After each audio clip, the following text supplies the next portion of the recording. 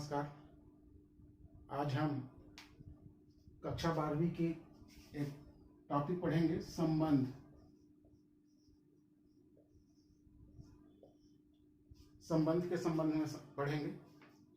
आप 11वीं कक्षा में पढ़ चुके हैं समुच्चय। समुच्चय के बारे में आपको ज्ञान है। संबंध, जिस तरह से दो व्यक्तियों के बीच में संबंध होता है, चाहे वह पिता पुत्र का संबंध हो, भाई बहन का संबंध हो, उसी तरह से समुच्चय में भी संबंध होता है, जिसको आर से प्रदर्शित करते हैं। R, relation.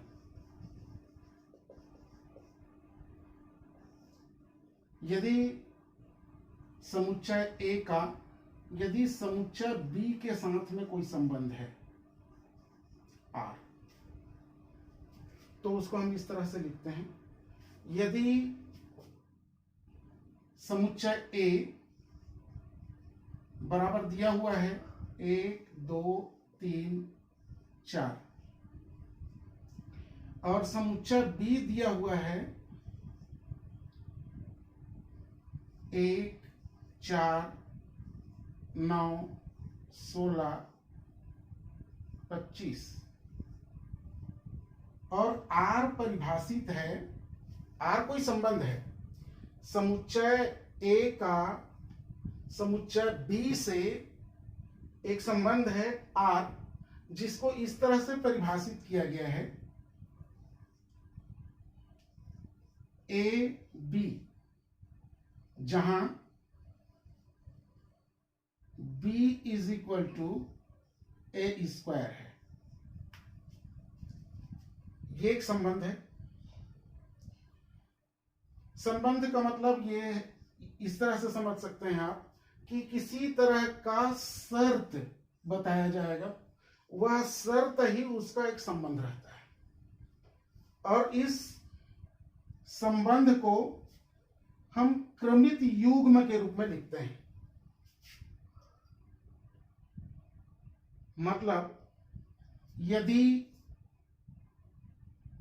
समुच्चय ए दिया है, यदि समुच्चय ए का बी पर संबंध आर दिखाना है, तो आर उप समुच्चय होगा किसका? ए क्रॉस बी का। समुच्चय संबंध आर ए क्रॉस बी का उप समुच्चय होता है, कोसेट होता है। आइए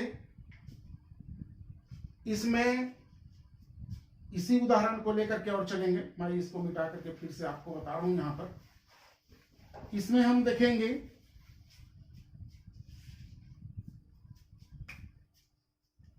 प्रांत, परास या परिसर,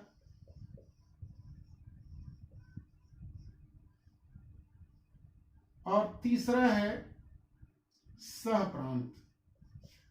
सहप्रांत, ये तीन चीजें हमको समझनी है। प्रांत, परिसर या सहप्रांत। प्रांत को हम डोमेन भी कहते हैं, रेंज, कोडोमेन। तो ये तीनों चीजें हमको जानना है, प्रांत, परिसर और सहप्रांत के बारे में। यदि दो समुच्चय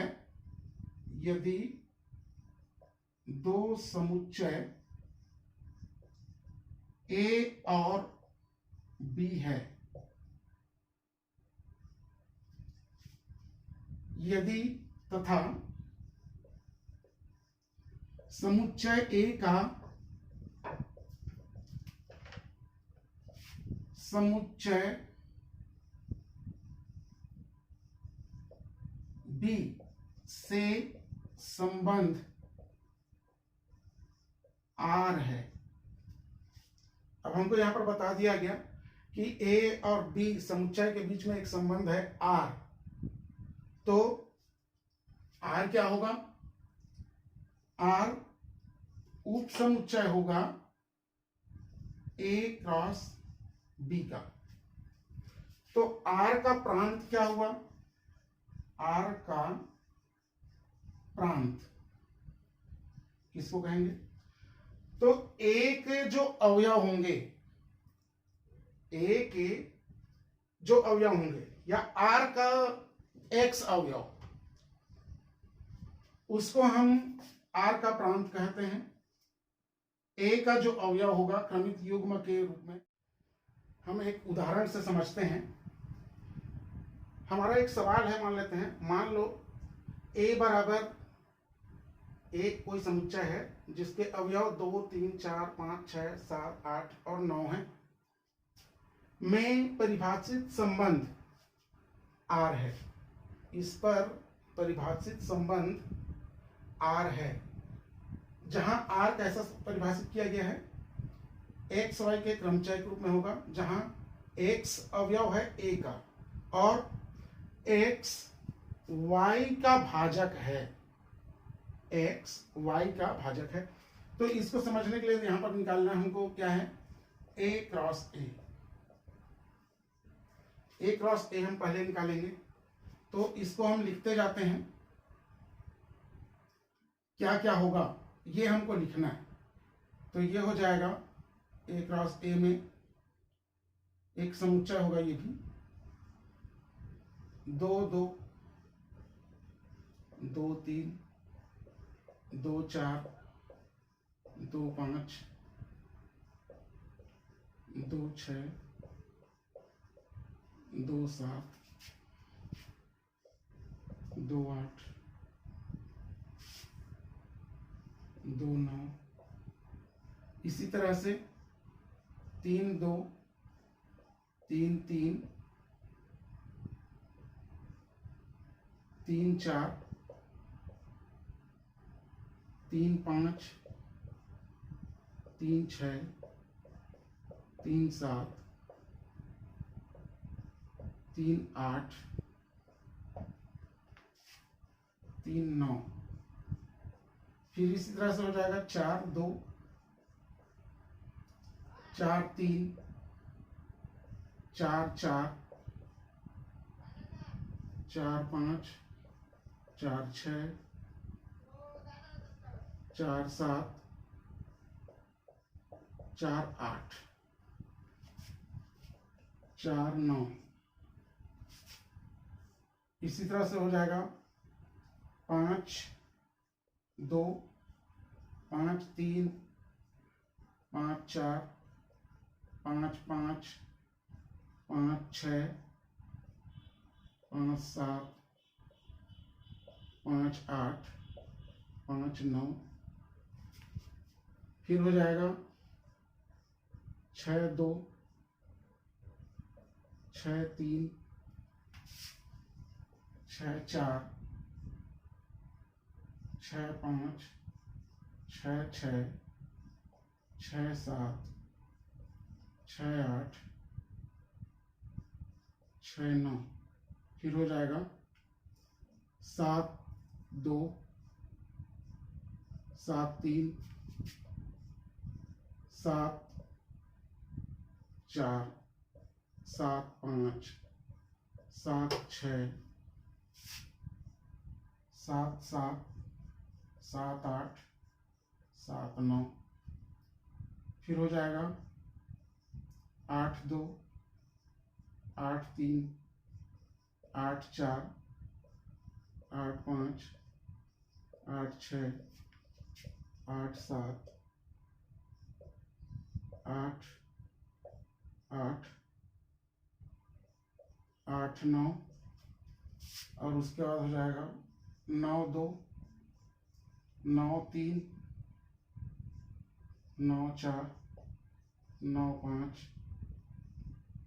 9, 6, 9, 7, 9, 8, 9, 9। ये इतने क्रमित युग्मों का समुच्चय है ए क्रॉस ए। अब हमको बताना, इसमें शर्त दिया है, उसके अनुसार इसमें से हम निकालेंगे ये संबंध आर कौन सा होगा। आर चूंकि ए क्रॉस ए का ही उप समुच्चय होगा, मतलब इसी में से ही इस संबंध वाले निकल के यहां पर आएंगे। अब शर्त क्या है ये देखें, हमारा यहां पर शर्त है कि x y का भाजक है। मतलब ये a का जो अवयव होगा ये इस अवयव को x स्थान वाले अवयव y स्थान वाले अवयव का भाजक होगा, मतलब विभाजित करेगा। तो देखें यहां पर ये 2 इस 2 को विभाजित करता है, तो ये 2 2 1 हुआ। ये 2 3 को विभाजित नहीं करता, उसको छोड़ देंगे। 2 4 को विभाजित करता है, तो यहाँ 2 4 यहाँ विभाजित नहीं होता, ये होता है 2 6। फिर यहाँ विभाजित नहीं होगा, ये होगा 2 8। यहाँ देखें नहीं होगा, यहाँ भी नहीं होगा, ये होगा 3 3। यहाँ भी नहीं है, यहाँ नहीं है, ये 3 6। यहाँ नहीं है, यहाँ भी नहीं है, ये होगा 3 9।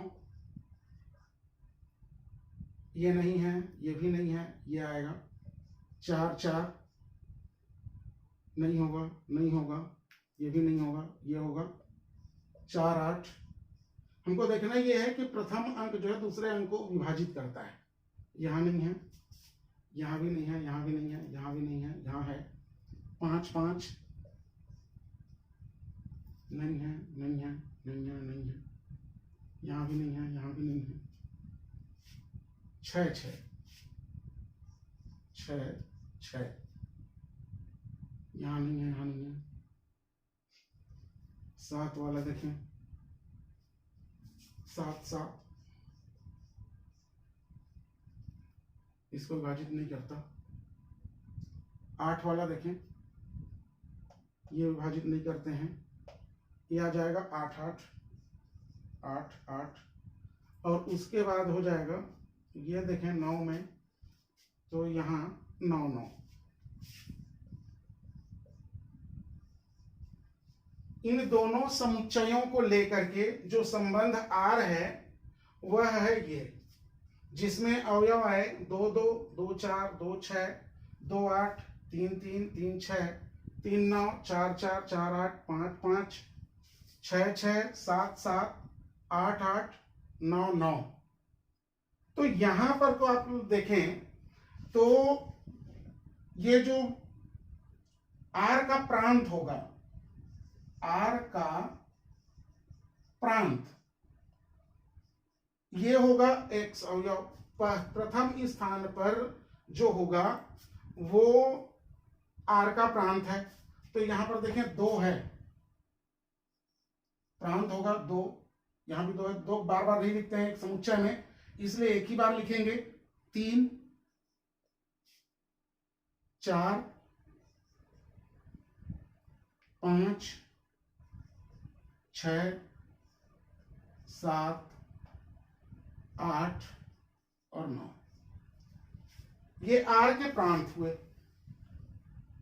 इसी तरह से परिसर, R का परिसर या प्रांत, तो इस युग्म का दूसरा जो अंक होगा, दूसरा जो संख्या होगा वो इसका R का परिसर होगा। तो यहां दूसरे को देखें तो यहां पर 2 4 6 8 3 6 लिख चुके हैं, 9 4 लिख चुके हैं, 8 लिख चुके हैं, 5 6 लिख चुके हैं, 7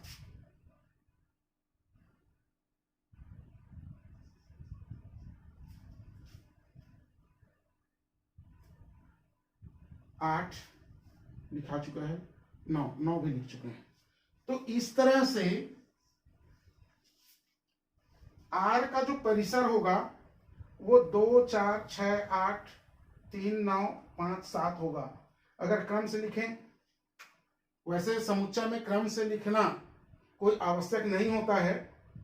यदि आप लिखना चाहें तो इसको क्रम से भी अगर लिखना चाहें तो लिख सकते हैं। 2 3 4 5 6 7 8 9, यानी बी के जो अवयव होंगे वही परिसर है। तो प्रांत, परिसर और सहप्रांत को हमको समझ लेना है। संक्षेप में एक बार और देख लें।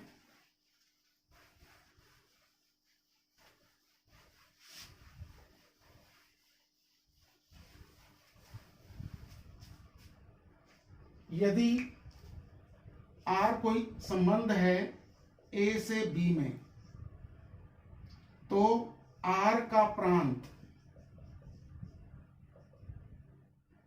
ए के अवयव होते हैं।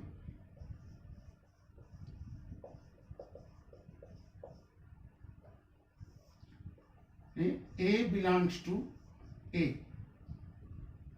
आर के प्रांत होंगे।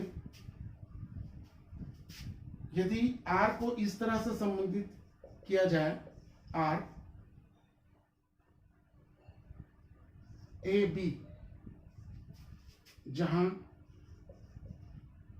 ए belongs to A and B belongs to B, तो समुच्चय ए के जो अवयव होंगे वो सभी आर के प्रांत होंगे, और आर का परिसर समुच्चय बी का जो अवयव है, समुच्चय बी का अवयव वो सभी आर का परिसर होगा, यानी बी बिलोंग्स टू बी, ये आर का परिसर होगा।